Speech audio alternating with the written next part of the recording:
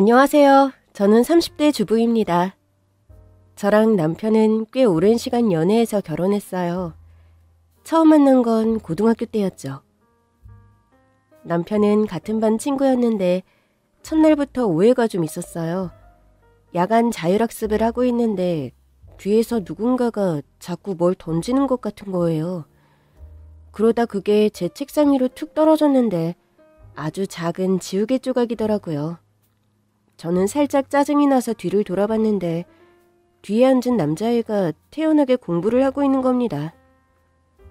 야, 하지마.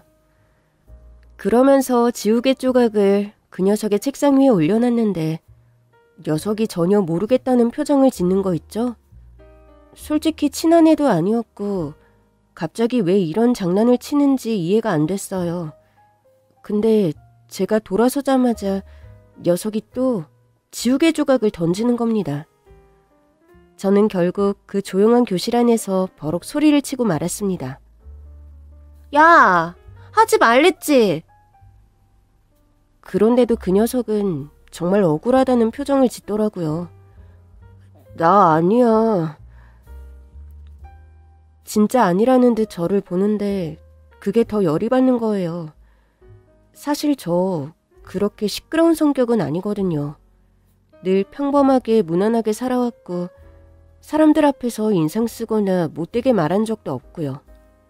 그런데 남편과의 첫 만남에선 저도 모르게 버럭 화를 낸 거예요. 범인은 남편이 아니었습니다.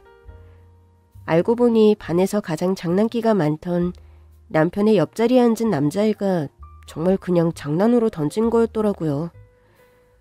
남편은 공부하느라 옆에 앉은 녀석이 지우개를 던지는 줄도 몰랐더라고요. 미안해. 내가 요즘 성적이 떨어져서 예민해서 너무 화를 냈다. 그치? 아니야. 나라도 내가 했다고 생각했을 것 같아. 나도 내 공부만 하느라 옆에서 장난치는 줄 몰랐어. 미안. 남편과의 특별한 관계는 그렇게 시작됐어요. 둘 다 성격이 워낙 무던한 편이었고 누가 먼저랄 것 없이 사과부터 하는 애들이었죠. 그런데 그런 남편의 성격이 딱 시어머니를 닮았더라고요. 저는 고등학교 때부터 미래의 시댁에 드나들었거든요. 숙제를 같이 하기 위해 남편의 집에 간 게 그 시작이었습니다. 어머, 네가 우리 아들 여자친구구나? 언제든 와서 맛있는 것도 먹고 재밌게 놀아? 사실 갈 때까지만 해도 살짝 긴장했었거든요. 그런데 저희 시어머니 너무 환하게 저를 맞아주시는 거예요. 제가 갈 때마다 밥까지 준비해 주셨는데 어떤 날은 갈비찜, 어떤 날은 돈가스. 그렇게 자주 드나들다 보니 학창시절부터 미래의 시부모님과 밥을 먹는 게 일상이었습니다. 남편의 집은 저희 집과 분위기가 비슷했어요. 하루에 한 끼씩은 다 같이 먹으려고 하고 밥 먹으면서는 즐거운 얘기만 하고 우리 집과 결이 비슷하다 싶었죠. 그때부터 자연스럽게 이 사람들과 가족이 될 거라는 느낌은 있었던 것 같아요. 저랑 남편은 대학도 같은 대학에 갔고 전공만 달랐습니다. 졸업 후에도 둘 다 별다른 행보 없이 취업했더니 양가에서 결혼 얘기를 먼저 꺼내시더라고요. 특히 저희 시어머니는 저희가 하루라도 빨리 결혼하기를 바라셨어요. 어차피 둘이 할 거 얼른 결혼해. 애들도 빨리 낳아서 키워놓으면 나중에 편해. 시어머니는 20대 초반에 결혼하신 분이었거든요. 나는 부모님이 다 시골에 계셔서 혼자 애 키우랴 살림하랴 너무 힘들었지만 너는 나도 있고 친정엄마도 다 가까이 있잖니. 애기는 내가 다 키워줄 테니까 걱정할 거 하나도 없어. 사실 저도 빨리 결혼을 하고 싶었거든요. 저는 저희 부모님, 남편의 부모님이 사는 모습이 좋았어요. 유난하거나 특별할 건 없었지만 일상을 함께 살아가고 같은 추억을 쌓아가며 오래오래 살아가는 게 참 뜻깊다 싶었거든요. 다행히 그러고 싶은 사람이 늘 곁에 있었고 결혼을 망설일 이유가 없었습니다. 그렇게 결혼을 했고 아이를 출산했습니다. 임신했을 때부터 거의 매 끼를 해다 주신 시어머니는 아이가 태어난 후에도 저에게도 아이에게도 지극정성이셨어요. 솔직히 저의 경우는 아이를 낳고 보니 집안에서 아이만 보는 게 영 힘들었어요. 그런 제 맘을 솔직히 시어머니에게도 말씀드렸죠. 어머니, 원래 제 자식이면 보는 순간 너무 예뻐야 하는 거 아니에요? 저는 아직 애가 너무 낯설고 어려운 거 있죠? 시어머니는 마치 기다렸다는 듯이 아이가 태어나자마자 너무 예뻐하시는데 저는 둔해진 제 몸도 불편하고 아직 낯선 아이에게 시어머니만큼 사랑을 쏟지 못하겠는 거예요. 네가 아직 어려서 그래. 나도 네 나이엔 그랬다. 어떤 날은 애가 너무 우니까 어디 갖다 집어던지고 싶더라니까. 정말요? 시어머니가 하시는 걸 보면 그런 상상이 전혀 되지 않았거든요. 애도 키우다가 정이 드는 거야. 애도 사람이잖니. 키우다 보면 정이 들고 정이 들면서 더 애틋해지고. 사람 사이가 다 그런 거야. 돌아보니 산후 우울증이 왔던 것 같은데 시어머니 덕에 위로도 많이 받았어요. 육아휴직 끝나면 바로 회사 복귀해. 내가 키워줄게. 결혼 전에도 내가 약속했잖아. 내가 키워준다고. 나는 너보다 더 어릴 때 결혼해서 네 마음 다 알아. 너 하고 싶은 거 다 해. 애기 때문에 주저앉을 거 하나도 없어. 덕분에 전 출산휴가 후 빠르게 회사로 복귀할 수 있었습니다. 주변에서는 시어머니가 너무 신경을 많이 써도 피곤하지 않냐고 그러는데 솔직히 전 너무 좋았어요. 덕분에 경력도 이어갈 수 있었으니까요. 그렇게 아이가 5살이 되던 무렵이었습니다. 회사에서 문득 시간을 보는데 아이가 하원할 시간이더라고요. 시어머니랑 손을 잡고 집으로 돌아올 아이를 생각하며 회의에 들어갔습니다. 그런데 회의 중 주머니에 넣어둔 휴대폰에서 전화 진동이 계속 오더라고요. 슬쩍 보니 어린이집이더라고요. 이상했어요. 종종 아이가 열이 나도 시어머니에게 연락이 갔거든요. 이상하다 싶던 차에 전화가 끊겼는데 곧이어 남편에게서 전화가 오더라고요.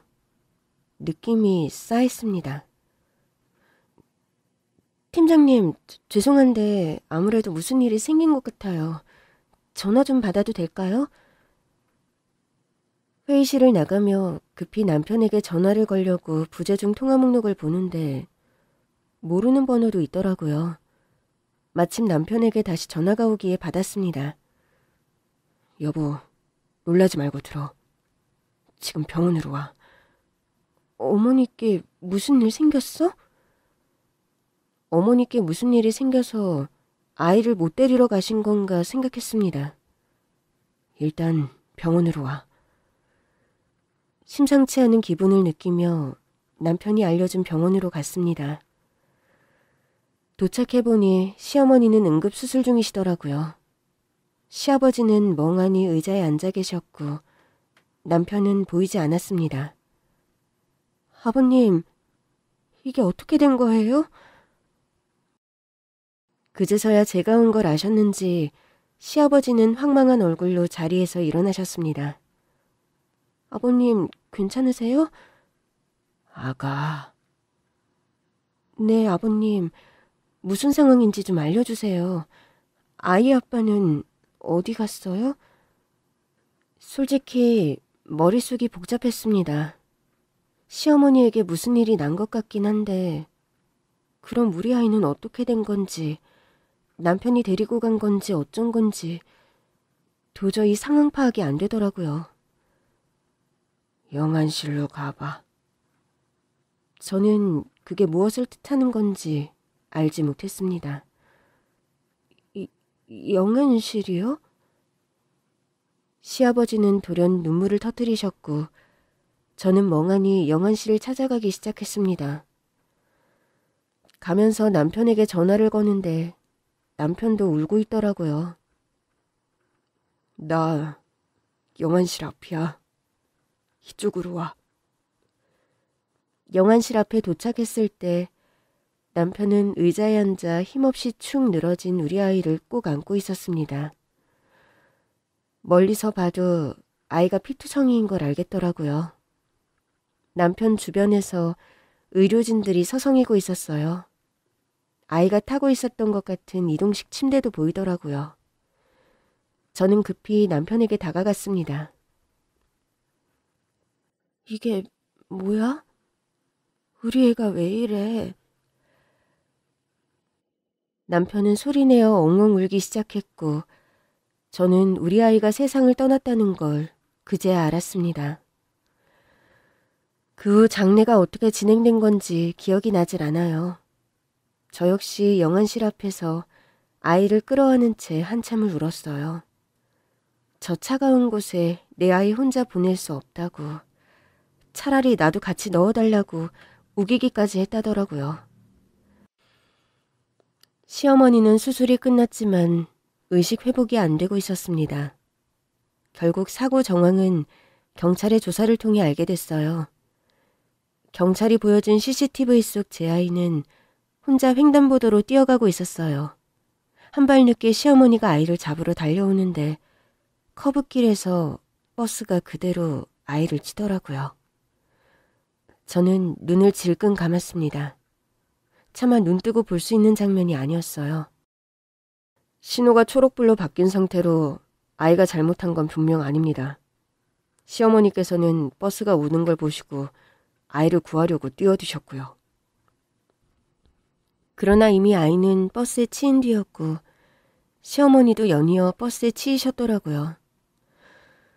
그렇게 아이는 시어머니와 하원을 하던 중 교통사고로 세상을 떠났습니다. 시어머니의 의식이 돌아온 건 그 후 한 달 뒤였어요. 우리 애기는 괜찮은 거지? 아이스크림 사달라고 해서 편의점에 들어갔는데 계산하는 사이에 애가 사라진 거야. 놀라서 보니 횡단보도로 뛰어가고 있잖아. 그래서 내가 부르면서 쫓아갔는데 버스가... 엄마, 일단 엄마 몸부터 회복해요. 우리 애기는... 남편은 사실을 알리려고 했지만 제가 만류했습니다. 치료 중이에요. 그 말을 하는데 가슴에서 피가 솟구치는 것 같더라고요. 그랬다면 얼마나 좋았을까. 그래도 살아있었다면 얼마나 좋았을까. 그 마음이 자꾸만 들더라고요. 그렇게 한동안은 시어머니를 속일 수 있었지만 퇴원하실 즈음엔 모르게 할 수가 없었죠. 우리 애기가 나 때문에 그렇게 된 거네? 엄마 때문이 아니에요. 저희 부부가 아무리 어머니 때문이 아니라고 해도 어머니는 도저히 받아들이실 수 없었는지 점점 이상한 행동을 하기 시작했습니다. 하루는 회사에 있는데 경찰에서 전화를 받았어요. 시어머니 되시는 분이 백화점에서 물건을 훔치셨어요. 아이를 잃은 충격이 가시기도 전에 시어머니의 엽기적인 행동이 시작된 거죠. 또 하루는 시아버지에게서 연락을 받았어요. 이 사람이 글쎄 아내 카드로 몇 천만 원짜리 명품백을 샀다는구나. 결국 시아버지는 저에게 1억이 든 통장을 주시며 부탁하셨어요. 우리 모두 힘든다니까 당분간이라도 같이 사는 건 어떻겠니? 시어머니는 저보다 더 아이의 죽음에 몸부림을 치고 있는 것 같았고 저 역시 같은 아픔을 느끼는 사람으로서 거절할 수 없는 부탁이었습니다. 저는 합가를 하기로 마음먹었고 시댁으로 들어왔죠. 그러던 어느 주말 제가 시아버지의 1억 통장을 받은 걸 알게 된 시어머니가 제 뺨을 내리쳤습니다. 이년이 시아버지 돈을 사기쳐? 그 모습을 본 남편이 시어머니의 뺨을 때리며 소리쳤습니다. 엄마, 정신 차려! 아이가 세상을 떠난 지 3달쯤 지났을 때였어요. 시댁으로 들어와 보니 시부모님의 방에는 뜯지 않은 명품 쇼핑백이 줄을 지어 있었습니다. 시아버지는 오래 다닌 대기업을 은퇴하신 뒤 친구분과 함께 부동산 중개업을 하고 계셨습니다. 네 시어머니가 또 명품을 산 것 같아. 시아버지께 말을 들어보니 시어머니의 행보는 가관이었습니다. 그래도 이번엔 좀 싼 거 산 거야. 할인가라니까? 그래도 여보, 우리 집 형편을 생각해야지. 우리 집 형편이 뭐 어때서? 당신 평생 대기업 다녀서 내가 모아놓은 돈으로 사는 거잖아. 그 돈은 우리가 남은 인생을 살 때 쓸 연금 같은 거잖아. 그렇게 막 쓰면 나중엔 어쩌려고 그래. 당신 지금도 일하잖아.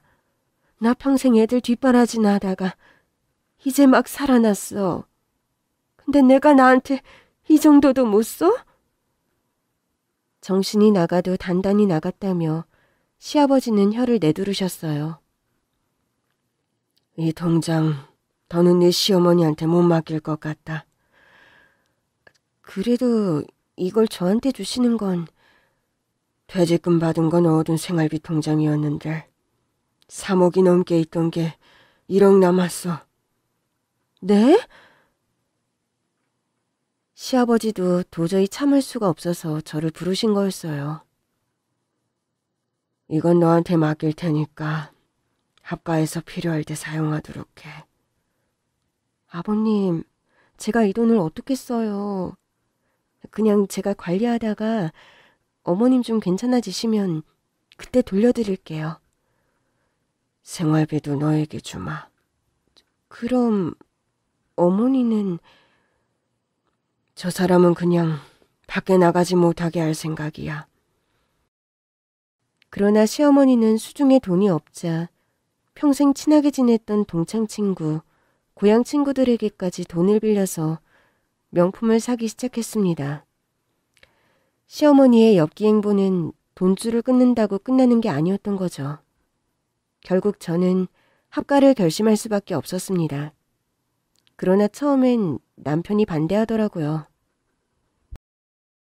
우리도 아이 잃고 힘든데 당신한테 엄마까지 신경 쓰게 할 순 없어.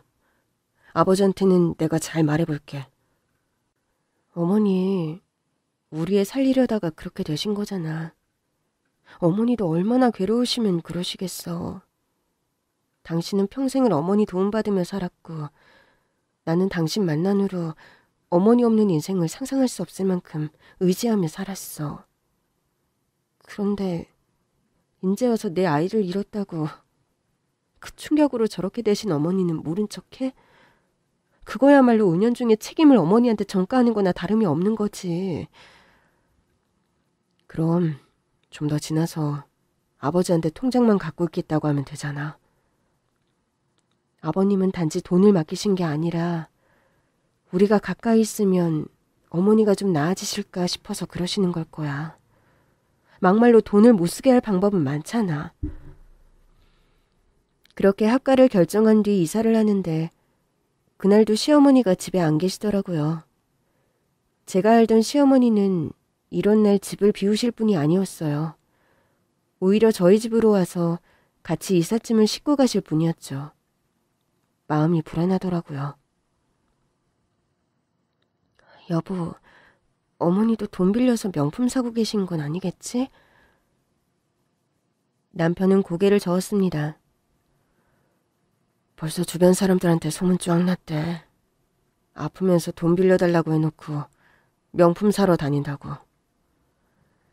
시어머니가 친구들에게 진 빚은 시아버지가 다 갚으신 후였습니다. 가뜩이나 적적해 저러시는 분에게 너무하다 싶어 참아 못했어요. 합가에서 본 시어머니는 살림은 뒷전이었고 수중에 돈도 없고 빌려줄 사람도 없음에도 온종일 밖을 돌아다니다가 들어오시더라고요. 나중에는 저에게도 손을 내미셨습니다. 아가, 나 용돈 좀 주면 안 되니? 생전 안 그러시던 분이 그렇게 부탁하시는데 안쓰럽더라고요. 생활비도 못 받지, 카드도 친구도 다 끊겼으니 부탁할 데가 저밖에 없다는 걸 알고 있었으니까요. 어머니, 이거 아버님께 비밀로 하고 아껴 쓰셔야 돼요. 아시겠죠? 역시 너밖에 없다. 네가 최고야. 그러나 정신을 놓은 시어머니의 요구는 점차 더 당당해졌습니다.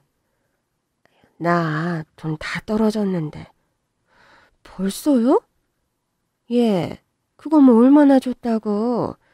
친구들이랑 밥 사 먹고 차 마시고 하니까 금방이더라. 아직 친구가 남아있냐고는 차마 묻지 못했습니다. 그 즈음엔 시어머니로 인해 제 생활비에도 구멍이 나기 시작했습니다. 예, 나 돈 좀. 어머니, 제가 돈이 어딨어요. 얘 좀 봐. 네가 돈이 왜 없니? 맨날 돈 벌러 나가잖아. 그 돈은 다 어디다 썼는데? 어머니처럼 명품 샀어요. 왜요? 아이 봐주시니까 수고비를 드리고 싶다고 해도 한사코 거절하시던 분이었습니다. 처음엔 그동안 못 드린 거 드린다고 생각하며 들었어요. 그러나 시간이 지나도 시어머니의 상태는 예전으로 돌아오지 않더라고요. 결국 저도 정상이 아닌 시어머니에게 정상이 아닌 척 받아치기 시작했습니다. 뭐? 너도 샀다고? 네. 네가 돈이 어디 있어서? 그러니까요. 저도 어머니처럼 친구들한테 빌리고 빚도 냈나 보죠? 얘, 너 그러면 안 돼. 어머니는 되고 저는 안 돼요? 너는 젊잖아. 벌써 그러면 어떡하니? 나야 뭐 이제 언제 죽어도 이상하지 않으니 한이나 푸는 거지만. 어머니 아직 창창하시거든요. 그건 네 생각이고 난 요즘도 밤마다 생각해. 내일 가면 우리 애기를 볼 수 있으려나. 그 순간 저도 모르게 눈물이 터지고 말았습니다. 가도 제가 가야지. 왜 어머니가 가실 생각을 하세요? 제가 엄마예요. 어머니가 아니라. 사실 마음이 너무 아팠어요. 우리 아이를 잃은 슬픔이 얼마나 깊으면 저렇게까지 변하셨을까 싶고 저야말로 더 슬프면 슬펐지 덜 슬프진 않았으니까요. 그러나 시어머니는 우는 저를 보시면서도 눈물 한 방울 흘리지 않으셨습니다. 그게 시어머니가 지금 정상이 아니라는 방증 같았어요.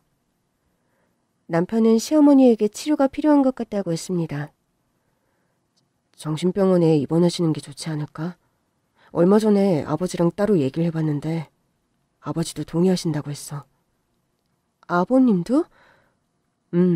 나도 그렇고 아버지도 당신이 너무 고생한다고 걱정이 많으셔. 그러나 저는 선뜻 동의할 수 없었습니다. 그래도 그건 좀... 손자를 잃은 슬픔으로 저렇게 되신 분을 병원으로 보내는 게 마음이 편하지 않았어요. 더더구나 저랑 마찰은 좀 있었지만 큰 사고는 치지 않고 계셨거든요. 그러지 말고 조금만 더 지켜보자.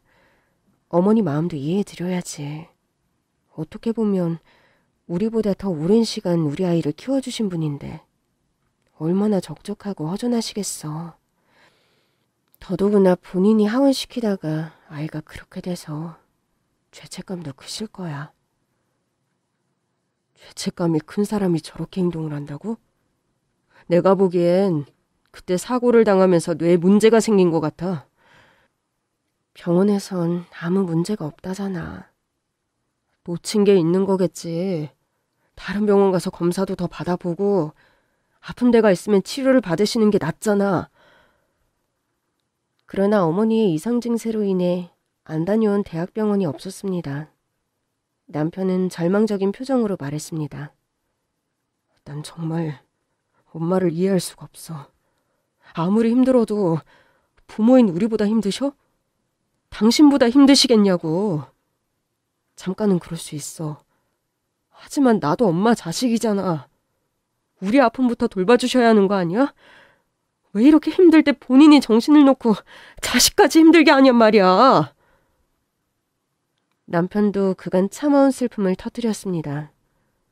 가장 힘든 순간에 엄마가 사라진 기분이라더라고요. 난 지금 자식도 엄마도 다 잃은 기분이야. 남편의 말에 저도 또 울고 말았죠. 저도 같은 기분이었거든요. 늘 내 편이고 내 삶에 가장 의지할 수 있었던 존재였던 시어머니는 온데간데 없는 것 같았어요.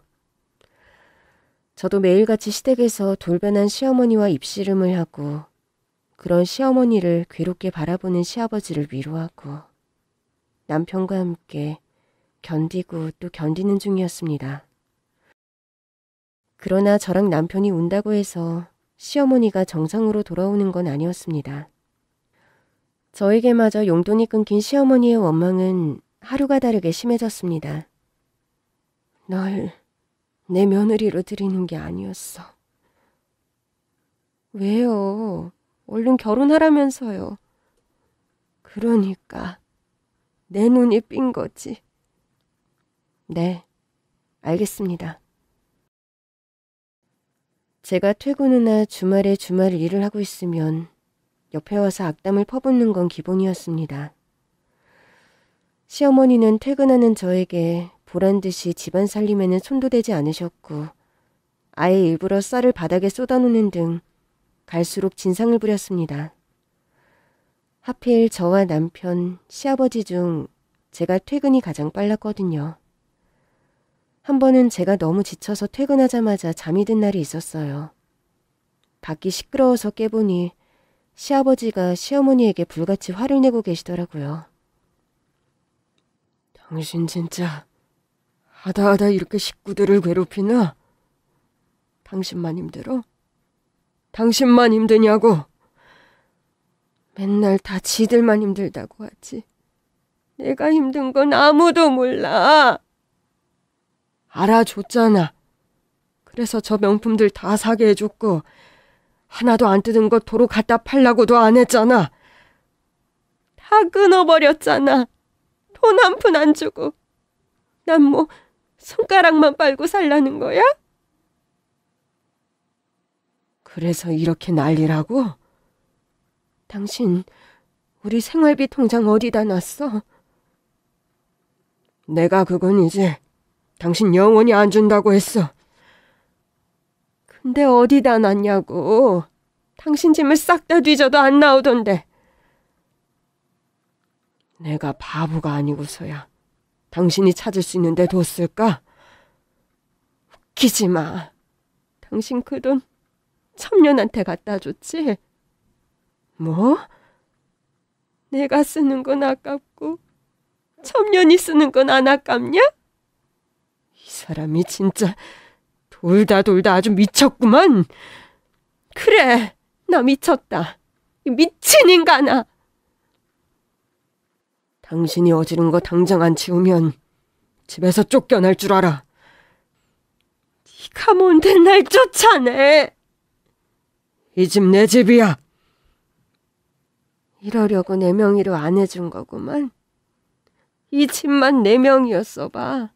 내가 대출 빼서 명품을 수십 개는 더 샀을 텐데. 이 여자가 진짜... 저는 결국 방에서 달려나갔습니다. 시아버지가 그렇게 화를 내는 모습을 처음 본 날이었습니다. 아버님, 제가 치울게요. 제가 깜빡 잠이 드는 바람에. 네 시어머니 늘 이랬던 거냐? 네? 그게...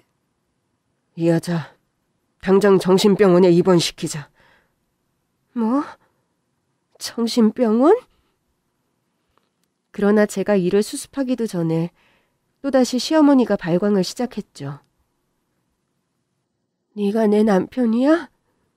평생을 산 와이프를 정신병원에 가두겠다는 게? 자칫 주먹다짐이라도 오고 갈 분위기였어요. 저는 시아버지가 사정사정해서 잠깐만 나갔다가 와달라고 부탁드렸어요. 정신도 온전치 않은 시어머니에게 나갔다 와달라고 할 순 없었으니까요. 그 사이 전 집을 치워놓고 시어머니를 진정시킬 생각이었습니다. 그러나 시아버지가 나가자 그 불똥은 저에게 튀었습니다. 네가 놓자고 했지. 네가 네 시아버지한테 나 정신병원에 보내자고 한 거잖아. 응? 예, 제가 했어요. 됐죠? 저는 시어머니의 말에 대꾸하면서도 어질러진 거실을 치우고 있었어요.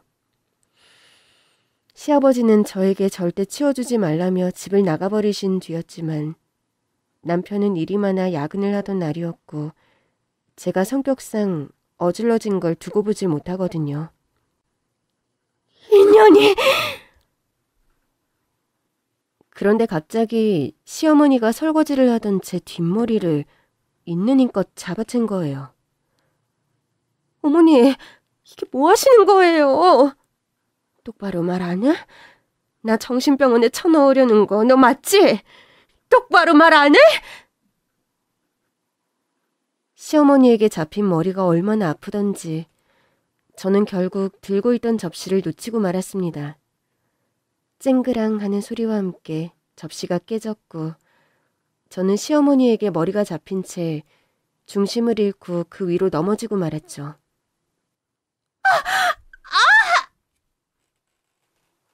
완전히 옆으로 넘어지는 바람에 제 손과 팔, 다리에는 유리 파편이 우수수 박히고 말았습니다. 당황한 건지 시어머니는 저에게 뭐라고 하시더라고요. 예, 왜 그 위로 넘어지고 난리니? 아니, 내가 머리 좀 당긴 것 같고 그게 넘어질 일이야? 너 일부러 이러니? 나 죄책감 갖게 하려고? 어머니! 저는 시어머니가 하는 소리를 조금도 이해할 수 없었습니다. 사람이 넘어져 유리 파편이 수도 없이 박혔는데 시어머니는 119를 부를 생각은커녕 절 탓하시더라고요. 그 순간엔 어머니가 어찌나 밉던지 제가 알던 그 어머니가 아닌 것 같더라고요. 도대체 언제까지 이러실 거냐고 참고 참았던 말을 뱉으려던 차였습니다. 엄마! 그 난리통에 남편이 돌아왔고 남편은 저를 보자마자 안고 근처 병원 응급실로 달려갔습니다. 여보, 움직이지 말고 가만히 있어. 그렇게 응급실에 도착했을 때 순간 아이가 사고가 난 순간이 떠오르더라고요. 아무리 아파도 이 병원은 다시 못 들어오겠다 싶었는데 저는 그대로 정신을 잃고 말았습니다. 깨어보니 응급실 침대에 누워있더라고요. 남편과 시아버지는 제가 깨어난 줄도 모른 채 심각한 얼굴로 대화를 하고 있었어요. 아버지, 우리 원래 집으로 돌아갈게요. 전세 준 거 아직 안 나가서 집도 그대로 있고 이 사람 깨어나는 대로라도 갈래요. 이 정도면 저희도 할 만큼 했잖아요. 시아버지는 고개를 푹 숙인 채 한숨을 내쉬었습니다. 다 내 잘못이야. 나도 겁이 나서 그랬어. 네 엄마가 어디 저런 사람이니? 사람이 하루아침에 돌변을 하는데 도저히 감당이 안 되더라고. 그래도 그걸 이 사람이 다 감당하게 할 순 없어요. 알겠다. 새악이 일어나면 데리고 가. 아무래도 기척을 내야겠더라고요. 여보, 이게 다 무슨 소리야? 남편과 시아버지는 깜짝 놀라며 저를 봤습니다. 일어났니? 네, 아버님. 괜찮아? 통증은 어때? 몸에 박혔던 유리 파편은 다 뺐고 소독도 끝났어. 진통제를 맞은 건지 그렇게 아프진 않더라고요. 괜찮은 것 같아. 집에 가자. 그릇 깨진 것도 치워야 하는데 어머니가 그거 밟기라도 하면 어떡해. 내가 다 치우고 왔다. 아버님 놀라셨죠? 제가 어머님을 진정시킨다는 게 화만 돋았어요. 그 사람이 어디 정상적으로 진정이 될 상태여야지. 두고 나간 내가 미안하다. 제가 잠깐 피해달라고 부탁한 거잖아요. 아니다. 죽이 되든 밥이 되든 내가 감당했어야 했어. 내가 괜히 들어오라고 했어. 그냥 통장만 너한테 부탁할걸. 나 혼자 감당이 안 되니까 괜히 너희를 끌어들였다. 당신 자는 동안 아버지하고 얘기했어. 원래 우리 집으로 간다고. 지금이라도 가자. 저는 자리에서 몸을 일으켰습니다. 아버님 혼자 두고 가자고? 엄마는 아버지가 내일 정신병원에 입원시킬 거래. 뭐? 정말이에요, 아버님? 시아버지는 고개를 끄덕이셨어요. 더 망설이는 건 니들한테 미안해서 안 될 것 같아. 내가 고민이 너무 길었어. 니들이 들어와 살면 그 사람이 좀 괜찮아질 줄 알았지. 손자 잃고 허전해서 저러는 거니까 자식들이라도 들어오면 좀 위로가 될 줄 알았어. 솔직히 그날 제 맘 같아선 저도 두 발 편히 뻗고 자는 살던 집으로 가고 싶었죠. 하지만 그 큰 집에서 시아버지가 혼자 남으실 걸 생각하니 도저히 마음이 안 놓이더라고요.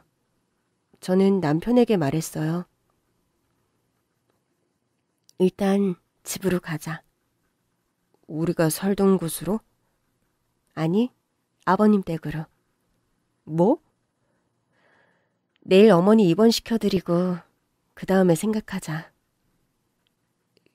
여보, 그래도 마음이 안 놓여서 그래. 아버님 혼자 어떻게 감당을 하시겠어? 더더구나 어머니 보내고 나면 아버님 마음은 오죽 심란하시겠냐고. 결국 남편도 제 의견을 존중해줬어요. 집에 돌아가 보니 집안의 불은 전부 꺼져 있고 시어머니는 안방에서 코를 골며 주무시고 있더라고요. 문을 닫으려는데 아직도 뜯지 않은 명품 쇼핑백이 한가득인 게 보이더라고요. 방문을 닫고 돌아보는데 시아버지가 저에게 그러시더라고요. 나는 내일 아침 일찍 병원 가서 접수하고 입원실 받은 다음에 정신병원 직원들이랑 같이 올 거야. 네 신랑한테는 말해뒀으니 꼭 같이 있어. 혹시나 그 사이에 네 시어머니가 또 난동 피우거든 바로 연락하렴. 몇 시쯤 오세요? 늦어도 오전 10시까지는 올 거다. 네.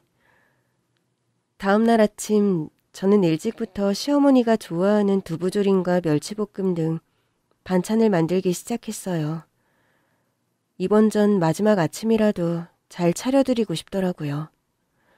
시어머니가 제가 만든 두부조림과 멸치볶음을 참 좋아하셨거든요.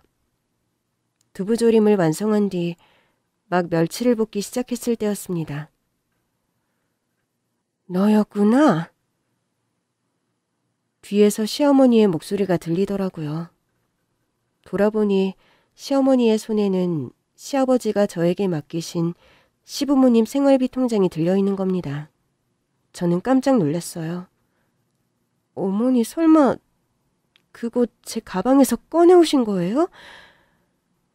아버님이 주신 1억이 든 통장은 제 방 장롱 깊이 넣어둔 가방 안에 있었거든요.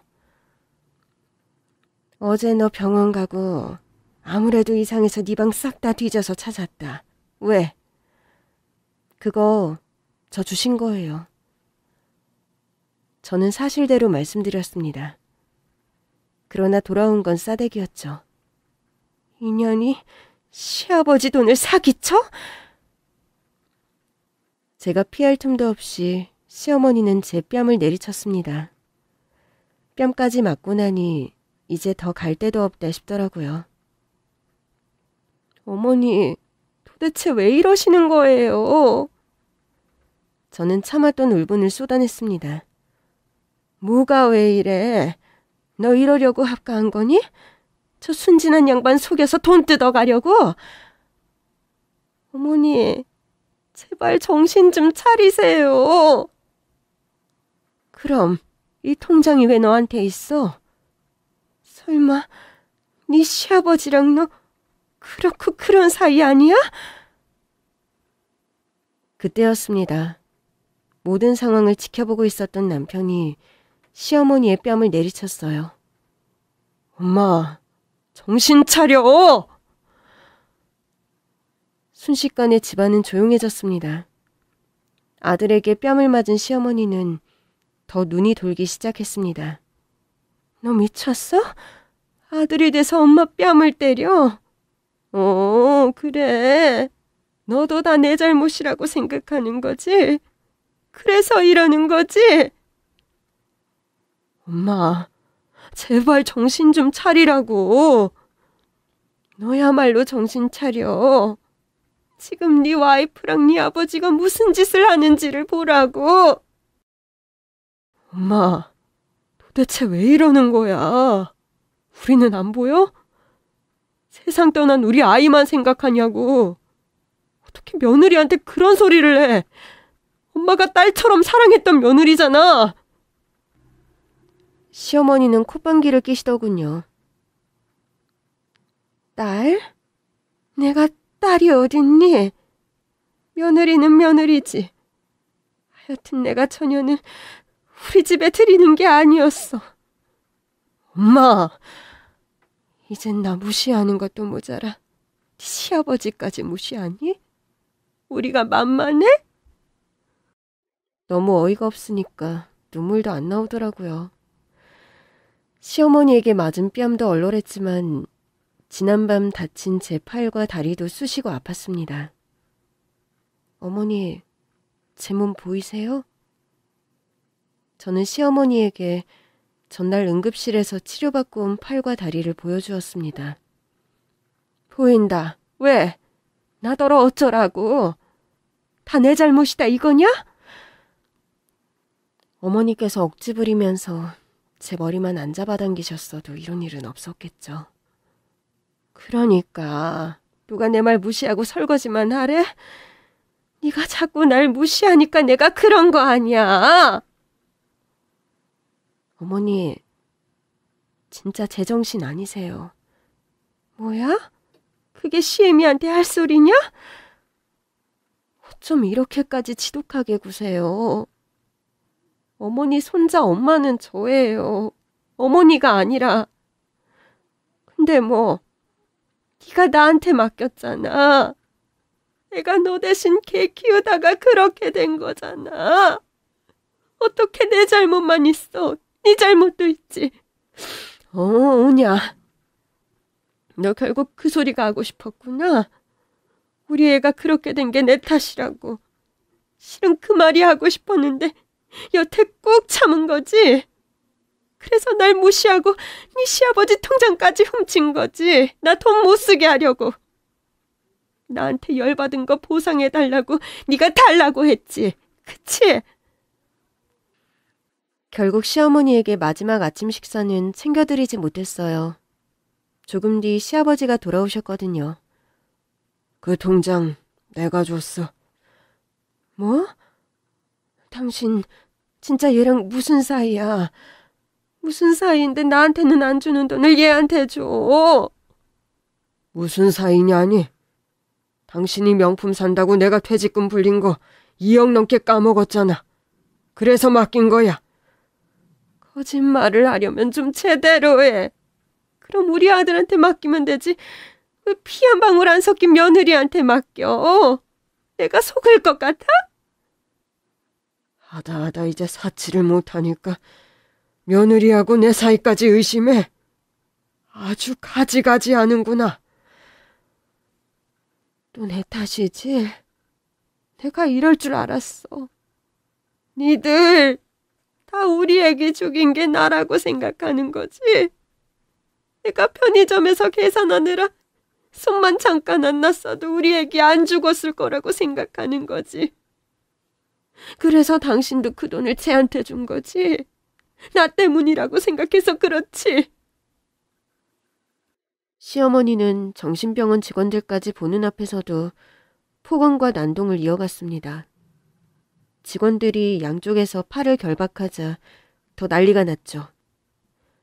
니들 내가 가만 안 둬. 내가 우리 애기 따라가서 니들 다 저주할 거야. 결국 시어머니는 양팔이 결박된 채 정신병원 차에 실려갔습니다.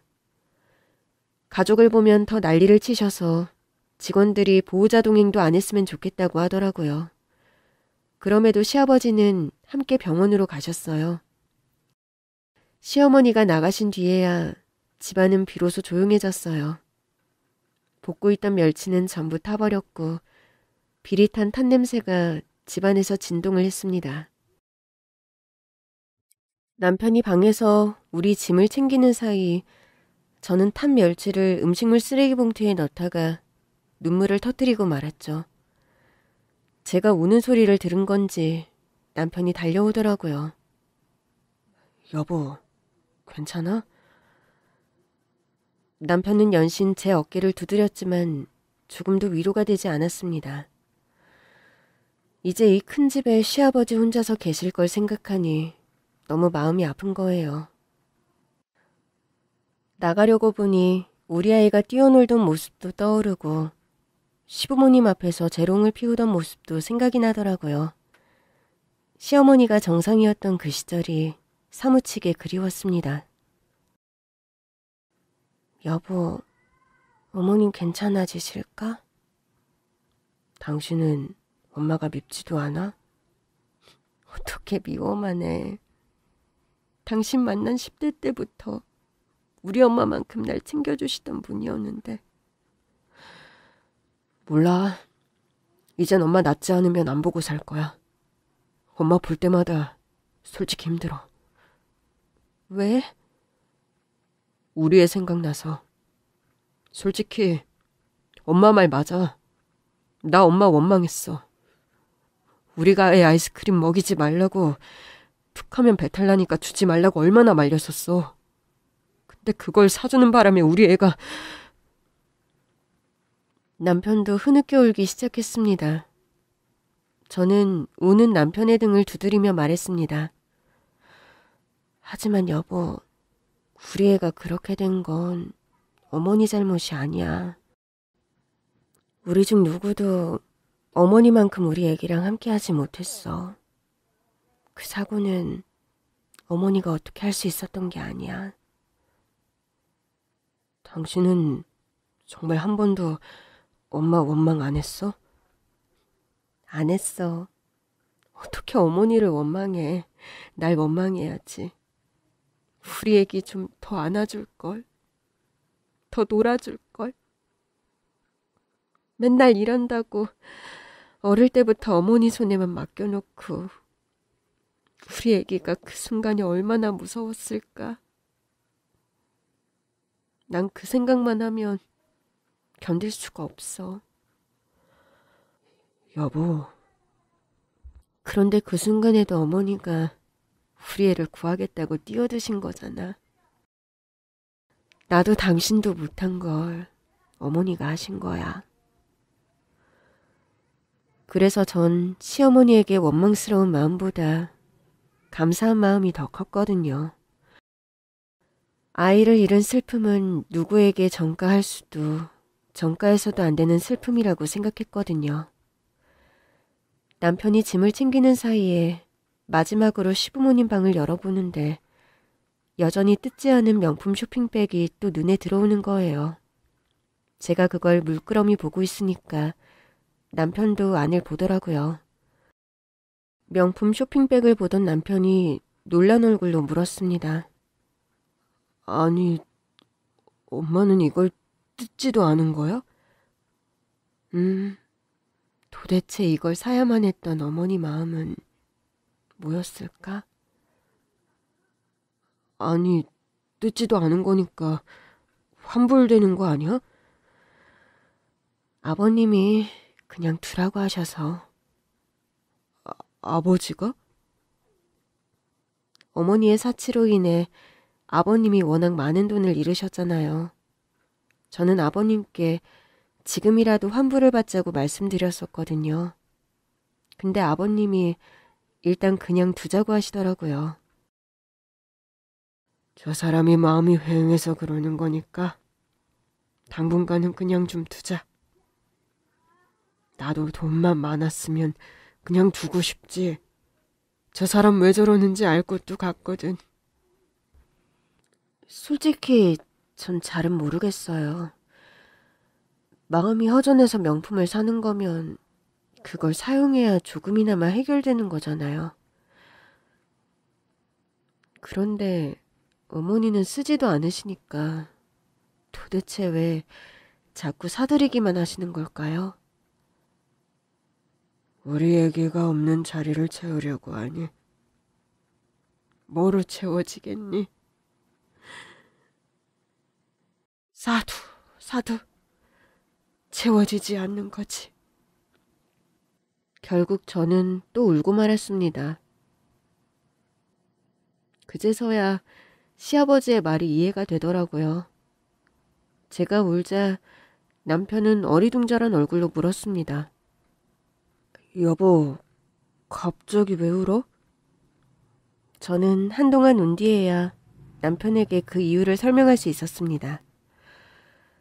여보, 어머니한테 우리 애기의 빈자리는 몇억 원어치의 명품으로도 채울 수 없는 거였나 봐. 남편도 그제야 어머니의 사치를 이해한 듯 소리내어 울기 시작했습니다. 저도 그런 남편을 끌어안은 채 또 한 차례 울었어요. 울음을 그친 뒤 저는 결심했습니다. 나 어머니 건강하게 돌아오실 때까지 기다려볼래. 여기서? 응, 여기. 우리 애기가 가장 좋아했던 곳이잖아. 나한테 혼나도 할머니 집에 간다고 하고, 내가 해준 밥 맛없다고 할머니 집에 간다고 하고.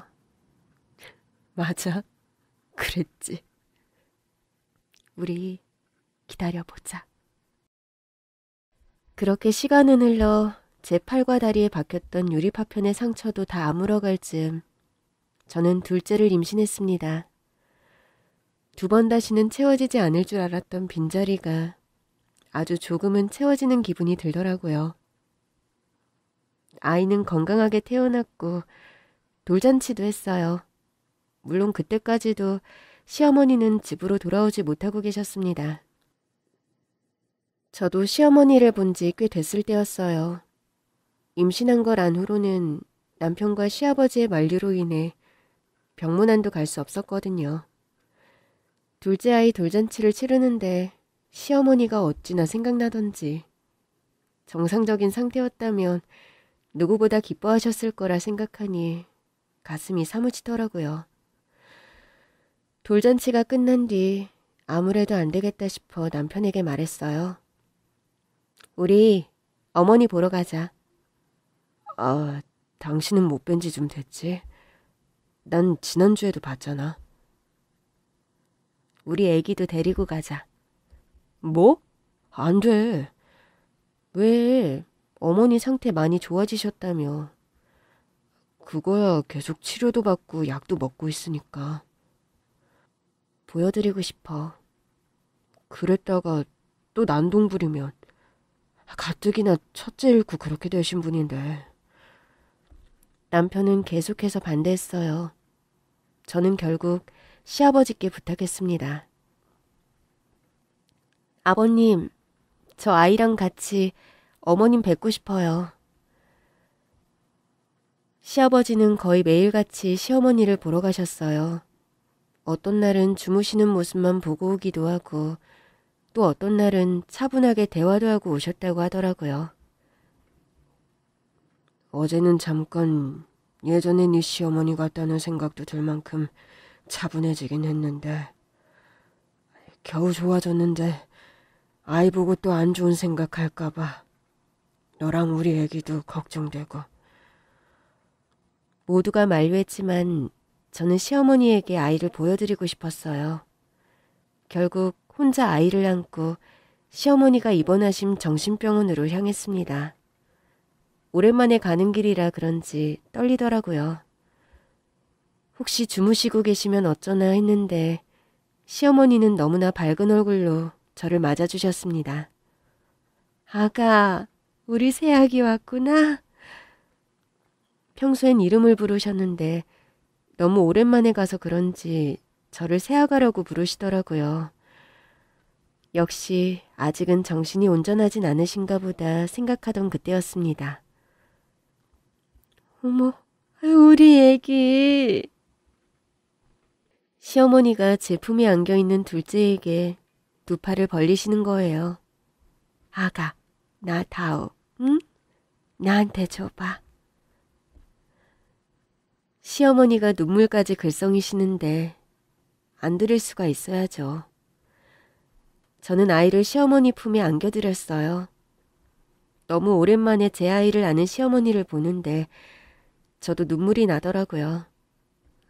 세상에, 우리 애기네, 애기야. 그치? 시어머니는 계속 저에게 물으셨고 전 고개를 끄덕였습니다. 둘째 낳느라 그동안 못 왔어요. 이제 자주 올게요. 그런데 그때 시어머니가 절 보면서 정색을 하고 고개를 저으시더라고요.